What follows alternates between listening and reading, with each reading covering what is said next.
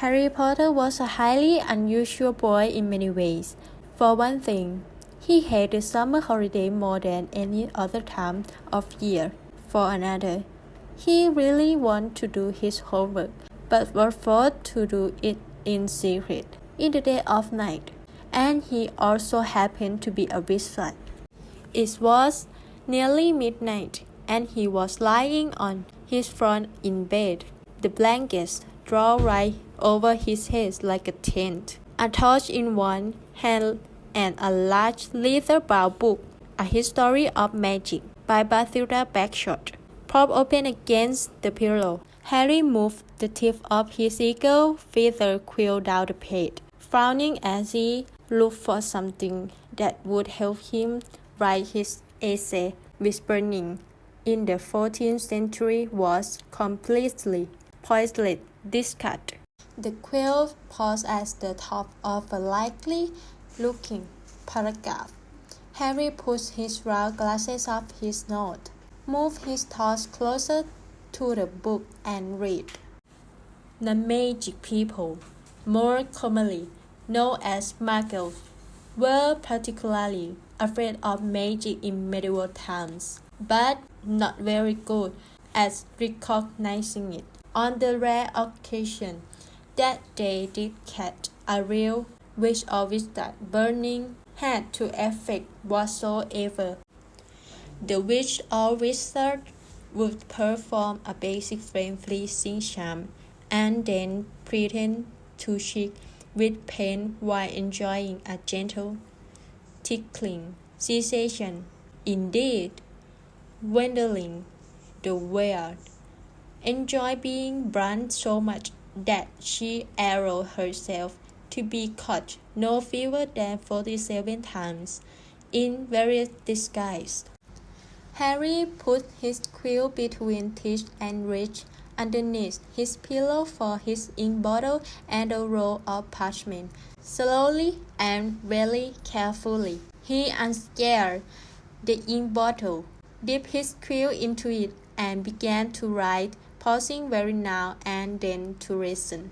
Because if any of the Dursleys had the sketching of the quill on their way to the bathroom, he'd probably find himself locked in the cupboard under the stairs for the rest of the summers. The Dursley family of number 4 private life was the reason that Harry never enjoyed his summer holidays. Uncle Vernon, Aunt Petunia, and their son, Dudley, were Harry's only living relatives. They were muggles, and they had a very medieval attitude towards magic. Harry's dead parents, who had been a witch and wizard themselves, were never mentioned under the Dursley roof for years. Aunt Petunia and Uncle Vernon had hoped that if they kept Harry as downtrodden as possible, they would be able to squash the magic out of him. To their fury, they had been unsuccessful and now lived in terror of anyone finding out that Harry had spent most of the last 2 years at Hogwarts School of the Witchcraft and Wizardry. The most the Dursleys could do these days was to lock away Harry's spell books, wand, cauldron, and broomsticks at the start of the summer holidays and forbid him to talk to the neighbors. This separation from his spellbooks had been a real problem for Harry because his teacher at Hogwarts had given him a lot of holiday work. One of the essays, the particularly nasty one about shingling potions, was for Harry's least favorite teacher, Professor Snape, who would be delighted to have an excuse to give Harry detention for a month. Harry had therefore sized his chain in the first week of the holidays, while Uncle Vernon, Aunt Petunia, and Dudley had gone out into the front garden to admire Uncle Vernon's new company car in very loud voice, so that rest of the street would notice it too. Harry had crept downstairs, picked the lock on the cupboard under the stairs, gathered some of his books, and hidden them in this bedroom. As long as he didn't leave spot of ink on the sheets, the Dursley need never know that he was studying magic by night. Harry was keen to avoid trouble with his aunt and uncle at the moment, as they were already in the bad mood with him, all because he received a telephone call of a fellow wizard 1 week into the school holidays. Ron Weasley, who was one of Harry's best friends at Hogwarts, came from a whole family of wizards. This meant that he knew a lot of things Harry didn't, but had never used a telephone before. Most unlikely, it had been Uncle Vernon who had answered the call. Vernon Dursley speaking.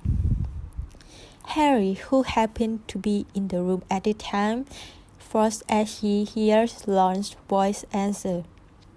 Hello. Hello. Can you hear me?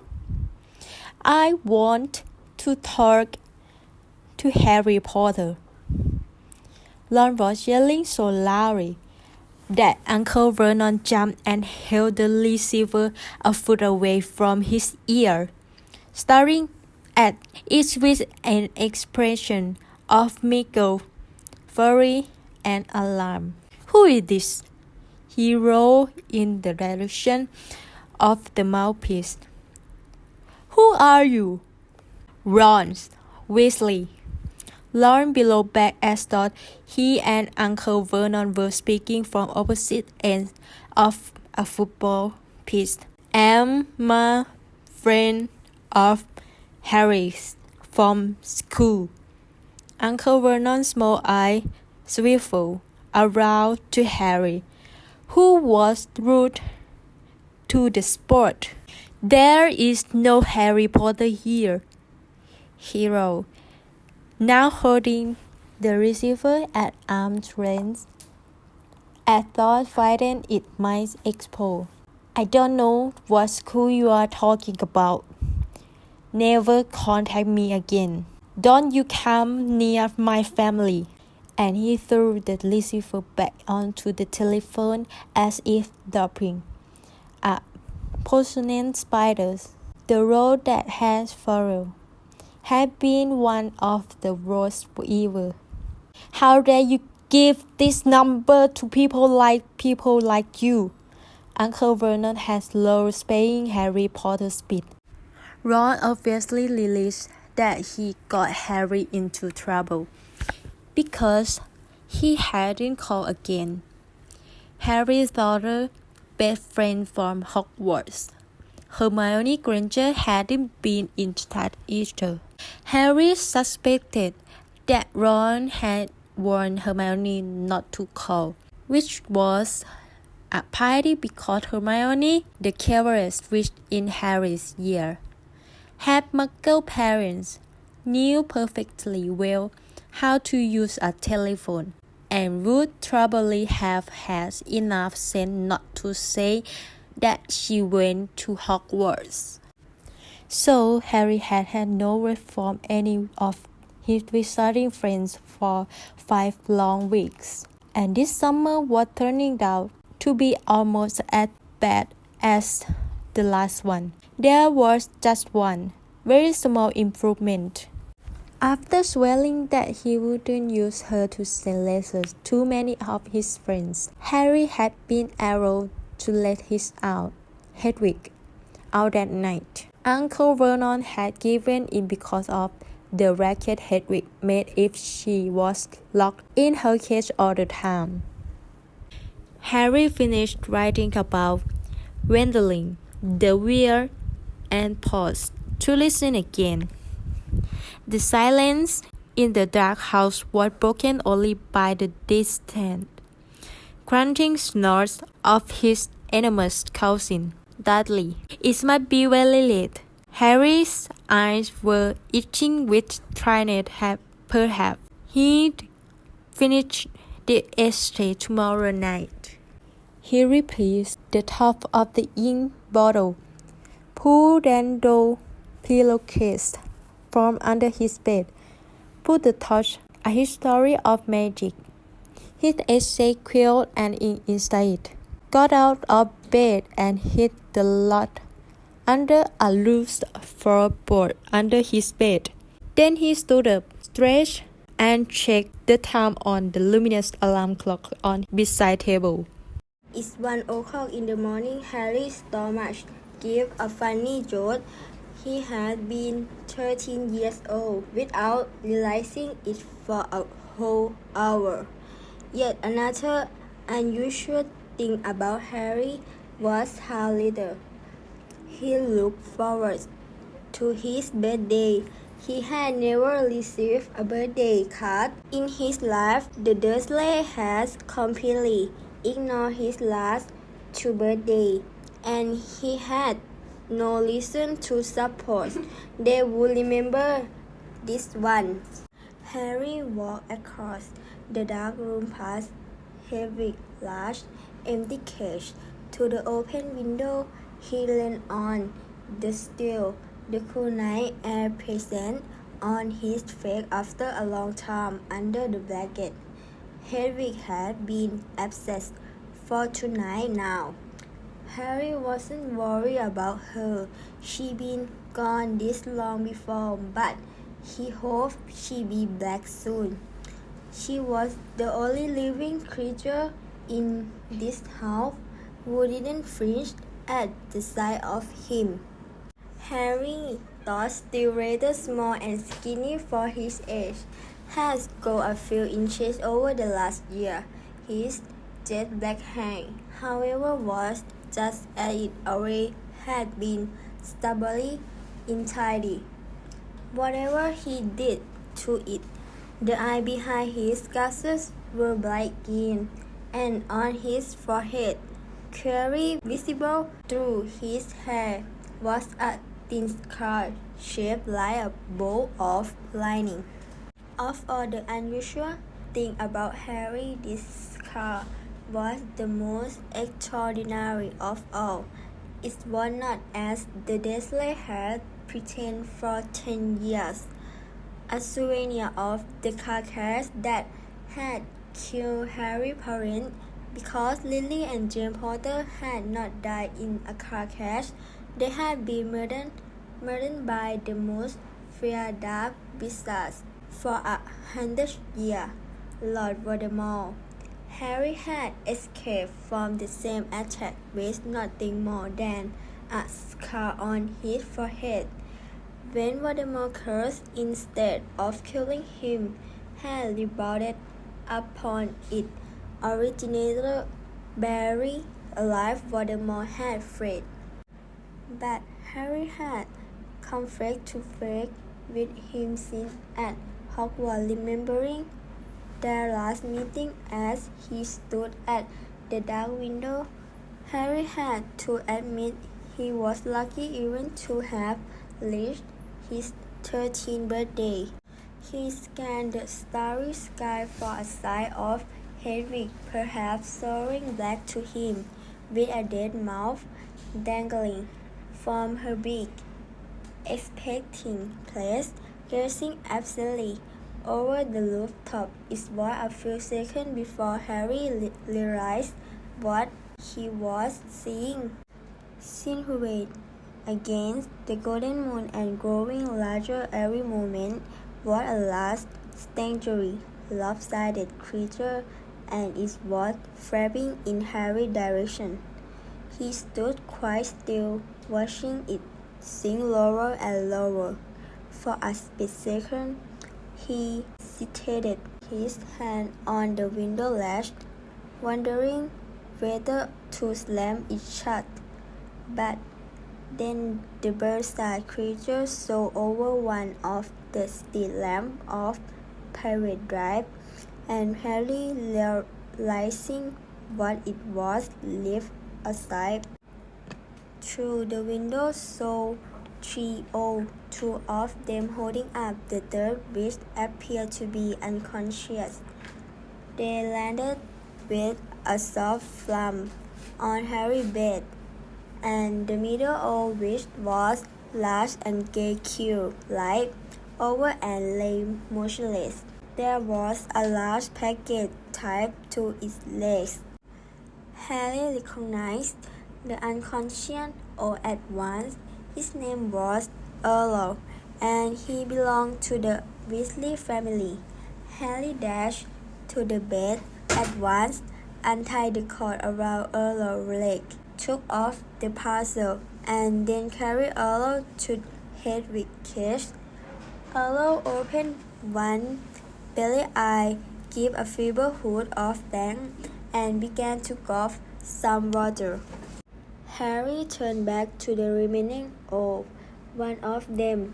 The last knowing female was his own Hedwig. She too was carrying a parcel and looked extremely pleased with herself. She gave Harry an affectionate sniff with her beak as he removed her burden, then flew across the room to join Errol. Harry didn't recognize the third owl, a handsome tawny one, but he knew at once where it had come from because in addition to a third parcel, it was carrying a letter bearing the Hogwarts crest. When Harry relieved this owl of its post, its ruffle, its feather importantly, stretched its wing, and took off through the window into the night. Harry sat down on his bed, grabbed a roll package, lifted off the brown paper, and discovered a present wrapped in gold, and his first ever birthday card. Finger trembling slightly, he opened the envelope. Two pieces of paper fell out, a letter and a newspaper cutting. The cutting had clearly come out of the receding newspaper, the Daily Prophet, because the people in the black and white picture were moving. Harry picked up the cutting, smoothed it out, and read. Ministry of Magic Employees Cook Grand Prize Arthur Weasley, head of the Misuse of Magical Artifact Office at the Ministry of Magic, has won the annual Daily Prophet's Grand Prize Grand Draw. A delighted Mr. Weasley to the Daily Prophet. We will be spending the gold on a summer holiday in Egypt, where our oldest son Bill worked as a curse baker for Gringotts visiting bank. The Weasley family will be spending a month in Egypt, returning for the start of the new school year at Hogwarts, with 5 of the Weasley children currently attend. Harry scanned the moving photograph and a grin spread across his face as he saw all 9 of Weasley waving furiously at him. Standing in front of a large pyramid, plump little Mr. Weasley, tall, balding, Mr. Weasley's 6 sons and 1 daughter, all thought the black and white picture didn't show it, with flaming red hair. Right in the middle of the picture was Ron, tall and gangrene, with his pet lad Scrabble on his shoulder and his arm around his little sister Ginny. Harry couldn't think of anyone who deserved to win a large pile of gold more than the Weasley, who were very nice and extremely poor. He picked up the letter and unfolded it. Dear Harry, happy birthday! Look, I'm really sorry about the telephone call. I hope the muggles didn't give you a hard time. I asked Dad, and he reckoned I shouldn't have shouted. It's brilliant here in Egypt. Bill's taken us round all the tombs, and you wouldn't believe the clues those old Egyptian wizards put on them. Mom wouldn't let Ginny come in the last one. There were all there's mutant skeleton in there, of Muggle wood broken in the ground, extra hurts and stuff. I couldn't believe it. When Dad won the daily forfeit draw, 700 galleon. Most of it's gone on the holiday, but they're going to buy me a new one for next year. Harry remembered only too well the occasion when Ron's old one had snapped. It had happened when the car the two of them had been flying to Hogwarts had crashed into a tree in the school grounds. We were back about a week before term start, and we were going up to London to get my wands and our new books. Any chance of meeting you there? Don't let the muggle get you down. Try and come to London, Ron. Postscript. Percy hate boy. He got the letter last week. Harry glanced back at the photograph. Percy, who was in his 7th and final year at Hogwarts, was looking particularly smug. He has pinned his head boy badge to the face, perched jauntily on top of his neat hair, his horn-rimmed glasses flashing in the Egyptian sun. Harry now turned to present and unwrapped it. Inside was looked like a miniature glass spinning top. There was another note from Ron Bernadette. Harry, this is a pocket sneakercope. If there's someone untrustworthy around, it's supposed to light up and spin. Bill says it's rubbish sold for wizard tourists and isn't reliable because it kept lighting up at dinner last night. But he didn't realize Fred and George had put bitter in his soup. By Ron. Harry put the pocket sneakercoat on his bedside table, where it stood quite still, balanced on its point, reflecting the luminous hand of his clock. He looked at it happily for a few seconds, then picked up the purple Hedwig had bought. Inside this, too, there was a wrapped present, a card, and a letter, this time from Hermione. Dear Harry, Ron wrote to me and told me about his phone call to your Uncle Vernon. I do hope you are all right. I'm on holiday in France at the moment, and I didn't know how I was going to send this to you. But if they open it and customs? But then Hedwig turned up. I think she wants to make sure you got something for your birthday for a change. I bought your present by own order.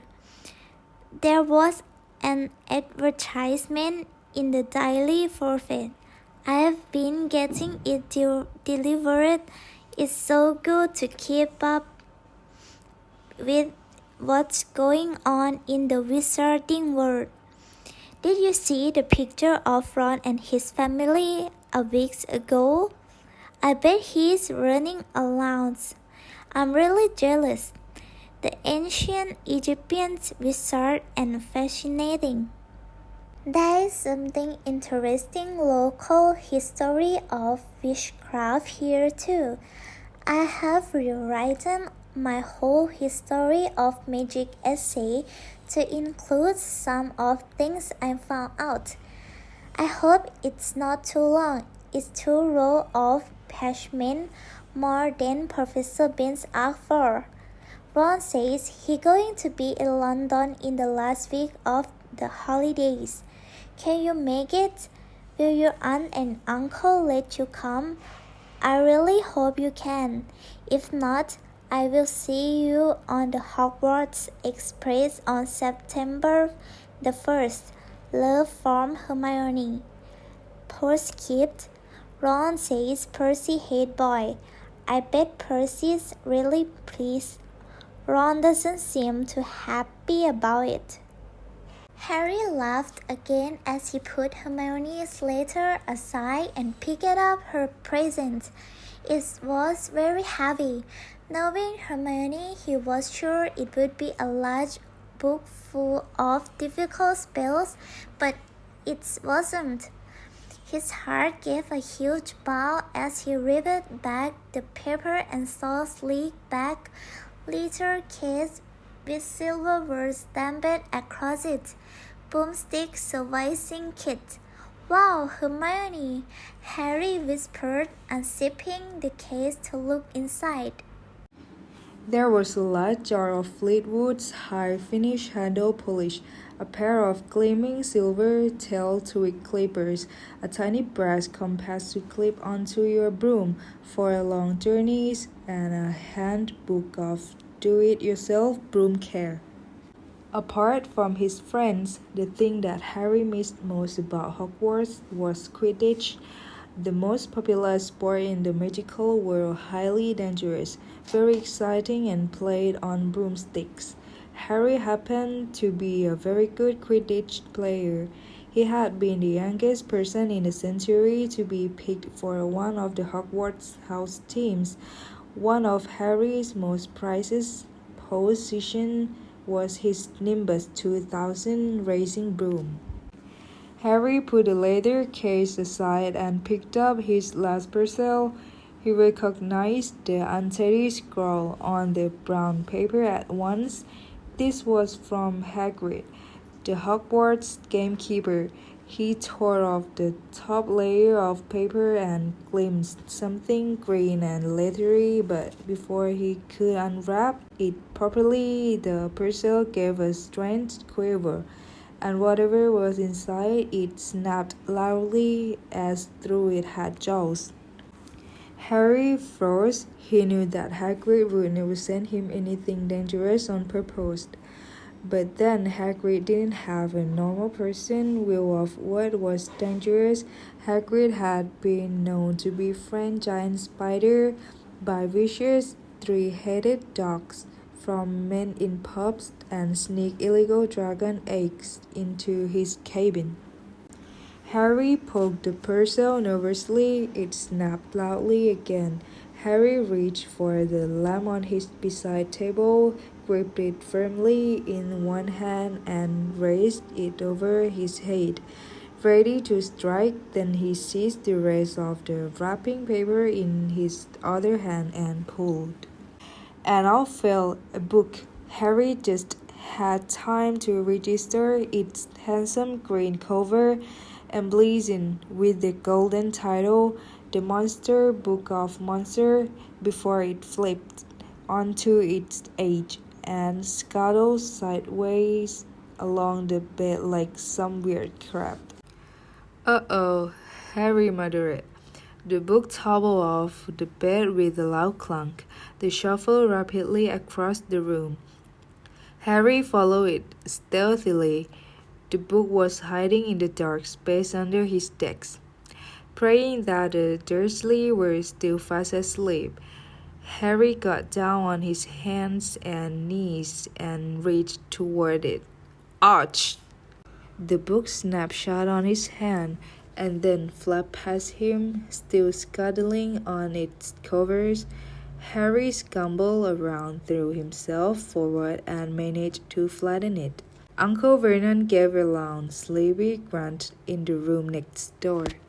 Hedwig and Earl watched interestedly as Harry clamped the struggling book tightly in his arms, hurried to his chest of drawers and pulled out the belt, which he buckled tightly around it.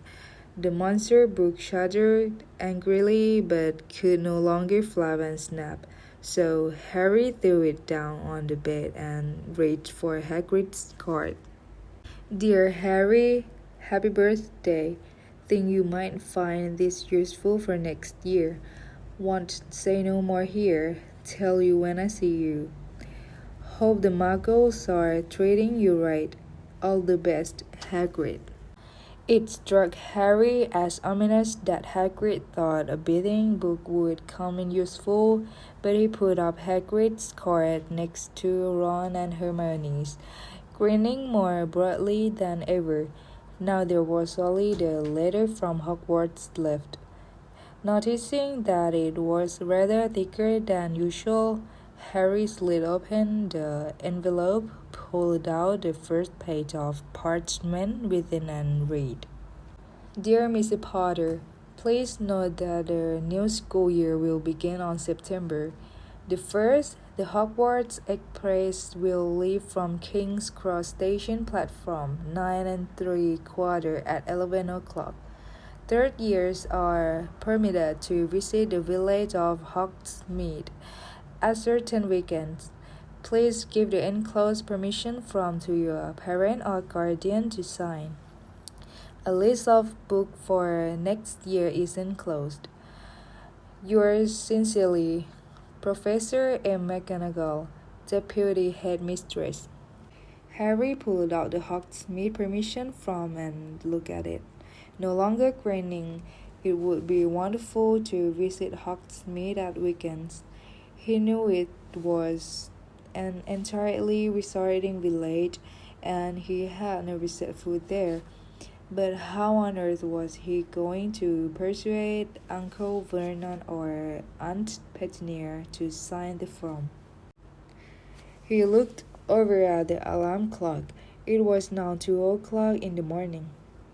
Deciding that he'd worry about the Hogsmeade form when he woke up, Harry got back into bed and reached up to cross off another day on the chart he'd made for himself, counting down the day left until his return to Hogwarts. Then he took off his glasses and lay down, eyes open, facing his 3 birthday cards. Extremely unusual, thought he was. At that moment, Harry Potter felt just like everyone else, glad for the first time in his life that it was his birthday.